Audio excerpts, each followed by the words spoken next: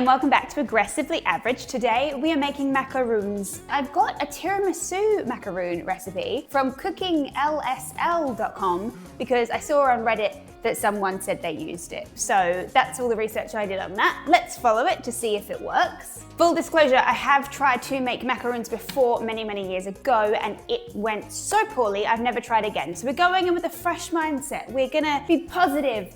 We've got this, we're gonna follow the instructions. I even bought all of the equipment. I've got this silicone mat from Kmart with all the circles in it. I went and I bought a piping bag so I can properly pipe them. So we're good. We're gonna take this one step at a time. Also, I was gonna buy almond meal that specifically says almond flour. I was like, oh, same.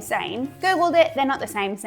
Almond meal, $3. Almond flour, $10 for 300 grams. Better be worth it. Oh, also as well, I'm only gonna do half of the ingredients because this apparently makes 24 servings. There's only 18 circles on my mat, so I can only make 9 macaroons because I can only make 18 at a time. And I know I could do them in batches, but I just feel like that's not something I want to do. Now the first step is to put the almond flour and the powdered sugar in a food processor. I don't technically have a food processor, but I have this. It's a spice and coffee grinder. So because I'm only doing half of the ingredients, I only need 55 grams of almond flour, and I can't believe I spent $10 to get 55 grams. I'm sure almond meal, whatever it is, would work fine. I am getting a slight electric shock every time I use this. I've got to fit 100 grams of powdered sugar in there, and I don't think I'm gonna. Okay, so change of plan. So now I have to sieve this mixture. Now the next step, like every single goddamn recipe I try and do, needs a stand mixer. Don't have one. Don't know why everyone assumes that we all have stand mixers in our lives. So I need 50 grams of just egg whites, 1/8 of a teaspoon of cream of tartar. How much of a difference can this make if I'm putting in 1/8 of it? And I had to buy 125 grams of it. I'm just gonna say 1/8 of a teaspoon is just a pinch. That's gotta be about right, surely. And 25 grams of granulated sugar. Now we whisk this with our fake stand attachment for 5 minutes or until stiff peaks form. That is stiff peak consistency, moment of truth. Yeah, we're good. We're good. Great. Love that for us. Add the mixture into the egg whites and start folding with a rubber spatula. This doesn't look right at all. Oh no, no. It's coming together, Thick, glossy, and reaches lava state consistency.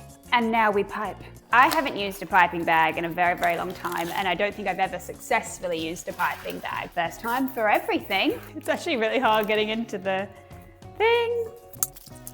I'm gonna do the glass trick.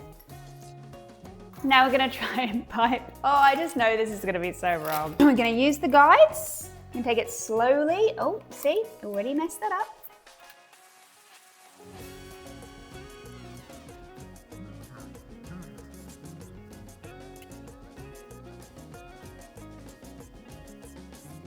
Now I need to pat the tray several times to get the air bubbles out. Tray's not completely flat. I feel like that's gonna be an issue. Let me show you what they look like. I think they look really good. It's really good to have the guide. Are they perfect? No. Also, realize that the tray's not flat, so that's absolutely going to have an effect on it, isn't it? Well, here we are. This is why it's an aggressively average and not a tutorial. Now, I believe I need to leave these for 40 minutes at room temperature to form a bit of a crust, and then I'll be back. Actually, there was one last step. I had to sprinkle either cocoa powder, which my local supermarket did not have, or coffee over the top. And so obviously I've done coffee. And you can see some have been more caked than others. And I think that's going to add a lovely depth to each macaroon. Oh, look at that one slipping and sliding because this tray's not flat. Oh, I now need to go and buy a new baking sheet. Oh, I need to buy so many things. It has been 40 minutes. My oven has preheated to 140. So I'm gonna put these in for 10 minutes and see how we go. It has been 10 minutes. Oh, and we don't want them to brown. So let's turn this off and take them out. Here is what they are looking like. I think they're looking really good. I've just lifted them up and put them on this cooling rack because they need to cool now completely. These are off the rack, but that's okay. We're gonna sacrifice it because that one's cracked anyway. And I'd rather get them all nice and completely cool. That right there, that looks like a bit of a side of macaroon. That, not so much. But that, not so much. That, we might have a couple. Ooh, look at that one.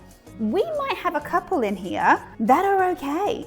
So we've got to let these cool down completely and then we'll be back. Because obviously there's two on the edge, they weren't going to cool properly anyway, so I've decided to eat them and to try them.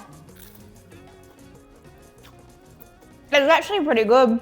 I think we're going to get some good ones from here. Also, can I just say, please like, comment, subscribe, all the rest of it, because it does really go and help me out. The views are getting higher on these videos. They're getting into the 40s, which is pretty exciting. But if you are one of my friends in real life, hi, can you please like and make sure you're subscribed? That would mean a lot. Leave a comment. I would like that. Thank you. Whilst we're waiting for those to cool, let's get into making this filling. So first step, I need to beat heavy cream until stiff peaks form. Just beat it. And again, we're doing half of the quantity. So I need 1/6 of a cup of heavy whipping cream. Okay, that's some stiff peaks. And then in a separate bowl, mix everything else and then fold one into the other. So I need 3 ounces of mascarpone cheese at room temperature. Who measures in ounces? But Americans, nothing else has been measured in ounces, but we can measure this in ounces. I don't know why I just didn't use this bowl in the first place, but there we go. 1 tablespoon of granulated sugar, some coffee. What a measure, I'm not gonna do an 1/8. Oh, 1 teaspoon of liqueur of your choice, but I don't drink anymore, so I'm just gonna do 1 more teaspoon of coffee. Okay, I think that's folded. Now we put this in a piping bag and then we can pipe. I believe these have cooled completely. It says turn upside down, be careful not to break them. I don't see a reality where I can turn this upside down and not break them. Can I not just peel them off? Get a plate to put them on.